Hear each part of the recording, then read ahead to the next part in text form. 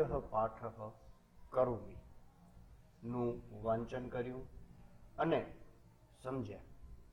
હવે આપણે તેના સ્વાધ્યાય તરફ આગળ વધીએ. સ્વાધ્યાયનો પહેલો પ્રશ્ન છે, નીચે કૌંસમાં આપેલા ક્રિયાપદોના યોગ્ય રૂપો વડે ખાલી જગ્યા પૂરી વાક્ય બનાવો. કૌંસમાં જે ક્રિયાપદ આપ્યું છે તેનું યોગ્ય રૂપ અહીં મૂકવાનું છે. અહીં આપણે જોઈ શકીએ છીએ અહમ પઠામિ. તો અહમ છે તે વર્તમાન કાળના પ્રથમ પુરુષ એકવચન છે, માટે પઠ ક્રિયાપદમાં પાછળ પ્રત્યય મી લગાડવામાં આવે છે, એટલે અહીં થાય છે પઠામિ.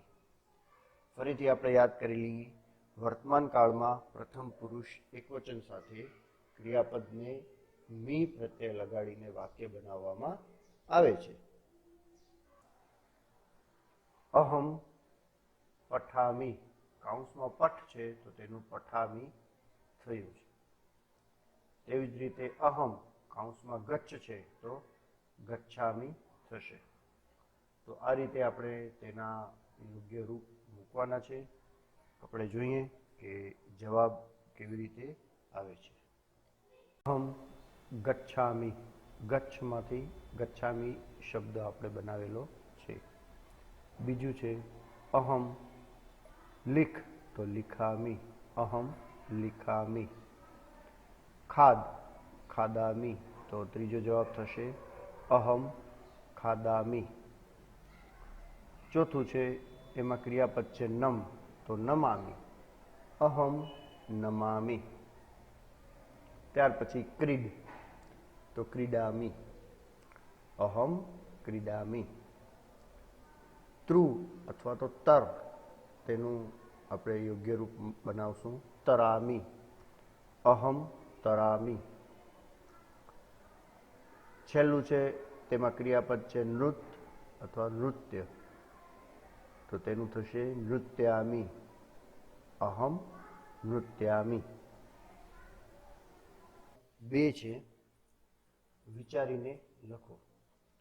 અહીં પણ ઉદાહરણ આપેલું છે, તેના મુજબ તમારે વાક્ય બનાવવાના રહેશે.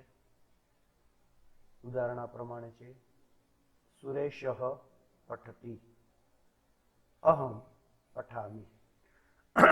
આપણે હમણાં જ જોયું કે વર્તમાન કાળમાં પ્રથમ પુરુષ એકવચનના સર્વનામ સાથે ક્રિયાપદની પાછળ મી પ્રત્યય લગાડવાનો છે, એટલે પઠામિ છે. સુરેશ છે તે ત્રીજો પુરુષ એકવચન છે, માટે તેની સાથે તી પ્રત્યય લાગે છે. ફરીથી આપણે જોઈએ, ચેતના નમતી, તો ચેતના છે તે વર્તમાન કાળ ત્રીજો પુરુષ એકવચન થાય, માટે નમ ક્રિયાપદની સાથે તી પ્રત્યય લાગે છે. અહમ, તો નમ ક્રિયાપદમાં મી પ્રત્યય લગાડીને નમામી એવું આપણને કરવાનું છે. આપણે દરેક વાક્યના જવાબ જોઈએ.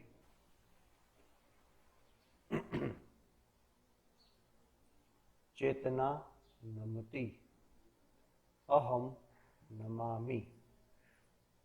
મોહનઃ ક્રીડતિ, અહમ ક્રીડામિ. આયુષી ગાયતિ, અહમ ગાયામિ. ગૌતમઃ તરતિ, અહમ તરામિ. રૂપલ ખાદતિ, અહમ ખાદામિ. ધ્રુમિતા પશ્યતિ, અહમ પશ્યામિ.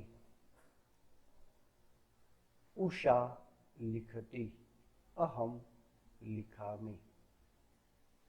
જ્યારે અહમનો ઉપયોગ થાય છે ત્યારે ક્રિયાપદની પાછળ મી પ્રત્યય લાગે છે, તે આપણે યાદ રાખવાનું છે.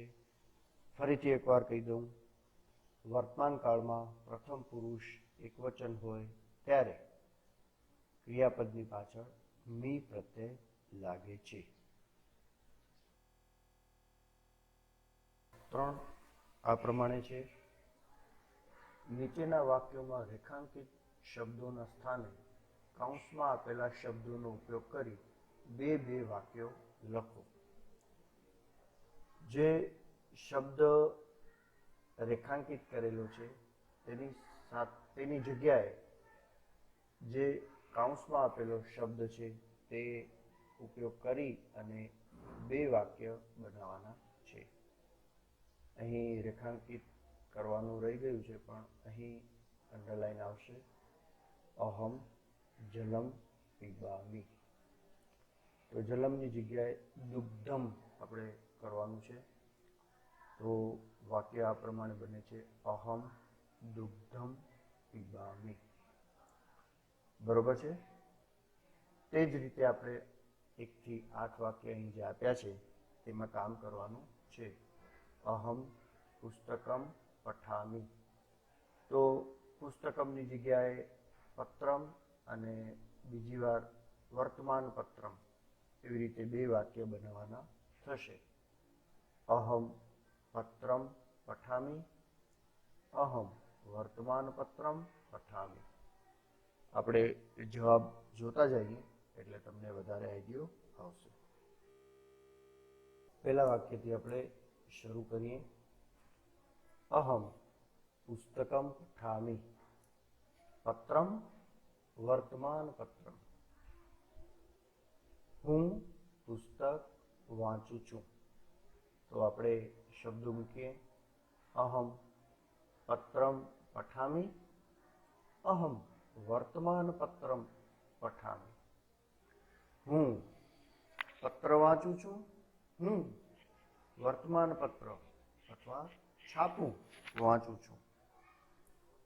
બીજું વાક્ય છે, અહમ ચિત્રમ પશ્યામિ, વિમાનમ દૂરદર્શનમ. અહમ વિમાનમ પશ્યામિ, અહમ દૂરદર્શનમ પશ્યામિ. હું ચિત્ર જોઉં છું, હું વિમાન જોઉં છું, હું દૂરદર્શનમ એટલે કે ટીવી જોઉં છું. ત્રીજું વાક્ય, અહમ અભ્યાસમ કરોમિ, સેવમ સ્નાનમ. હું અભ્યાસ કરું છું. વાક્ય આ પ્રમાણે બનશે બંને. અહમ સેવામ કરોમિ, અહમ સ્નાનમ કરોમિ. હું સેવા કરું છું, હું સ્નાન કરું છું. અહમ ભોજનમ ખાદામિ, રોટિકામ મોદકમ. હું ભોજન ખાઉં છું, રોટિકા મોદક. અહમ રોટિકામ ખાદામિ, અહમ મોદકમ ખાદામિ. હું રોટલી ખાઉં છું, હું મોદક એટલે લાડુ ખાઉં છું. પાંચમું વાક્ય છે, અહમ દેવમ નમામિ, માતરમ પિતરમ. અહમ માતરમ નમામિ, અહમ પિતરમ નમામિ. હું માતાને નમું છું, હું પિતાને નમું છું. છઠ્ઠું વાક્ય આ પ્રમાણે છે, અહમ મંદિરમ ગચ્છામિ, હું મંદિરે જાઉં છું. નગરમ ગ્રામમ. અહમ નગરમ ગચ્છામિ, અહમ ગ્રામમ ગચ્છામિ. હું નગરમાં જાઉં છું, હું ગામ જાઉં છું. સાતમું વાક્ય, અહમ મિત્રમ સ્મરામિ, ઈશ્વરમ ગુરુમ.